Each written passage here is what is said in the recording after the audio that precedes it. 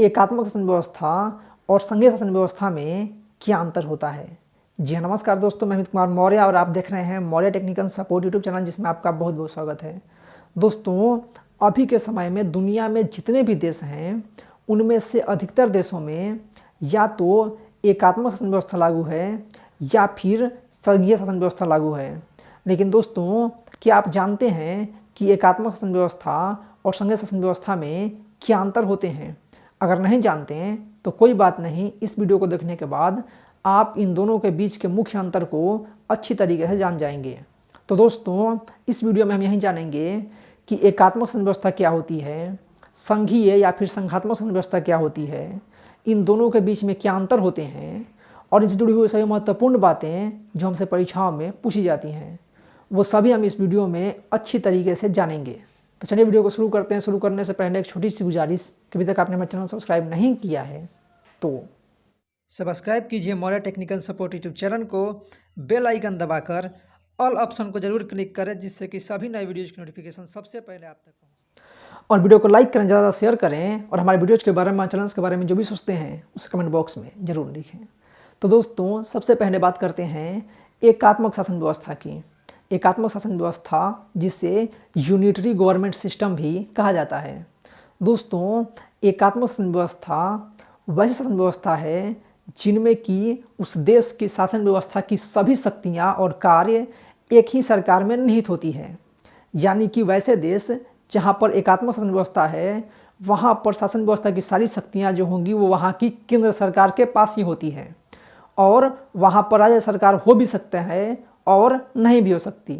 सारी शक्तियाँ जो होंगी वो केंद्र सरकार के पास होगी, और केंद्र सरकार चाहे तो राज्य सरकार को बना भी सकती है और नष्ट भी कर सकती है।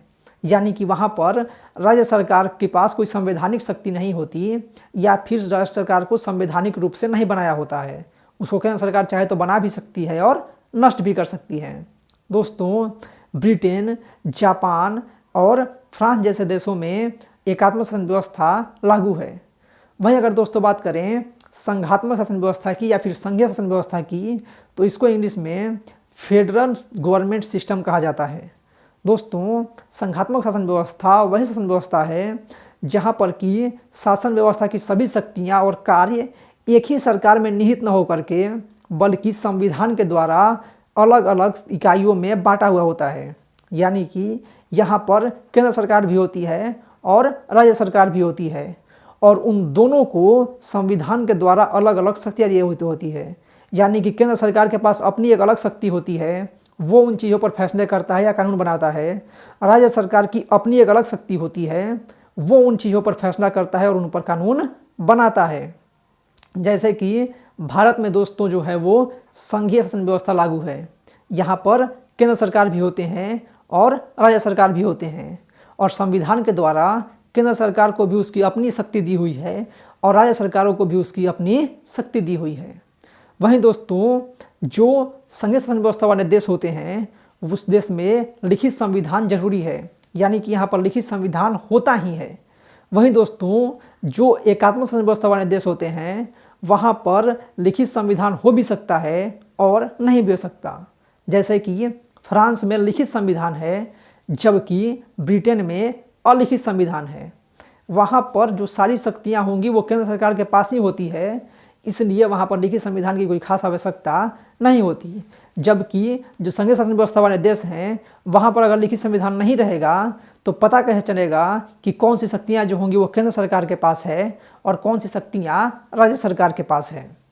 वहीं दोस्तों, जो एकात्मक शासन व्यवस्था वाले देश होते हैं वहाँ पर संविधान सर्वोच्च हो भी सकता है और नहीं भी हो सकता, जबकि संघात्मक शासन व्यवस्था वाले देशों में संविधान हमेशा ही सर्वोच्च रहता है और संविधान को सर्वोच्च मान करके ही इस देश की शासन व्यवस्था को चलाया जाता है। वहीं दोस्तों, जो एकात्मक शासन व्यवस्था वाले देश होते हैं वहाँ पर जो न्यायपालिका होती है, जो जुडिशरी होती है, वो स्वतंत्र हो भी सकती है और स्वतंत्र नहीं भी हो सकती। जबकि संघात्मक शासन व्यवस्था वाले देशों में जो न्यायपालिका होती है, जो जुडिशरी होती है, वो स्वतंत्र ही होती है और उसको स्वतंत्र ही बनाया जाता है। वहीं दोस्तों, जो एकात्मक शासन व्यवस्था वाले देश होते हैं वहाँ पर जो वहाँ की संसद होती है या पार्लियामेंट होता है, उसका एक सदनीय भी हो सकता है वो, और द्विसदनीय भी हो सकता, यानी कि वहाँ की संसद होती है, जो पार्लियामेंट होती है, वो 2 हाउस वाली भी हो सकती है, 2 सदन वाली भी हो सकती है, या फिर 1 सदन वाली भी हो सकती है, यानी कि 1 हाउस वाली भी हो सकती है। जबकि जो संसदीय शासन व्यवस्था वाले देश होते हैं या संघीय शासन व्यवस्था वाले देश होते हैं, वहाँ पर जो संसद होता है, जो पार्लियामेंट होता है, वो द्विसदनीय ही होता है, एक सदनीय नहीं होता। यानी कि यहाँ पर संसद के 2 हाउस ही होते हैं, 2 सदन ही होते हैं, एक सदन वाला संसद नहीं हो सकता है। तो दोस्तों, अगर हम कुल मिलाकर के देखें तो जो संघीय शासन व्यवस्था वाले देश होते हैं वो या फिर उनकी जो नियम होती है वो लोकतंत्र के हिसाब से ज़्यादा अच्छी होती है। तो दोस्तों, अगर हम इन दोनों के बीच के मुख्य अंतर को अगर छोटे शब्दों में समझें तो जो एकात्मक शासन व्यवस्था वाले देश होते हैं वहाँ पर शासन व्यवस्था की जितनी भी शक्तियाँ होती हैं वो सभी एक ही सरकार के पास होती है, यानी कि केंद्र सरकार के पास ही होती है। ठीक है, और सारे फैसले जो होती है वो केंद्र सरकार के द्वारा ही लिया जाता है। जबकि जो संघात्मक शासन व्यवस्था वाले देश होते हैं वहाँ पर उस देश की शासन व्यवस्था की सभी शक्तियाँ एक सरकार के पास न होकर के संविधान द्वारा अलग अलग इकाइयों में बांटा हुआ होता है, यानी कि केंद्र सरकार और राज्य सरकारों में बांटा हुआ होता है।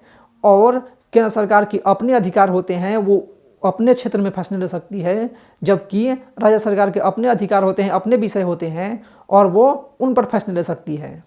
तो आज के इस वीडियो में इतना ही। उम्मीद है आपको वीडियो पसंद आई हो। वीडियो पसंद आई हो तो लाइक बटन जरूर दबा दें, वीडियो शेयर करें और हमारे वीडियोज़ के बारे में, चैनल्स के बारे में जो भी सोचते हैं उसे कमेंट बॉक्स में ज़रूर लिखें। और अगर आपके मन में कहीं पर कोई कन्फ्यूजन होता है तो उसे भी कमेंट बॉक्स में ज़रूर लिखें, जिसे सॉल्व करने की मैं पूरी कोशिश करूँगा। और आपके क्वेश्चन पर मैं तो संडे कमेंट बॉक्स बनाता ही रहता हूँ, कोई Q&A सीरीज हमारी आती ही रहती है, इसलिए आपके मन में कोई भी क्वेश्चन होता है तो उसे कमेंट बॉक्स में ज़रूर लिखिए और उसका जवाब मैं देने की आपको पूरी कोशिश करूँगा। और हमारे वीडियोज़ को हर जगह शेयर कीजिए ताकि सब तक ये महत्वपूर्ण जानकारियाँ पहुँचती रहें।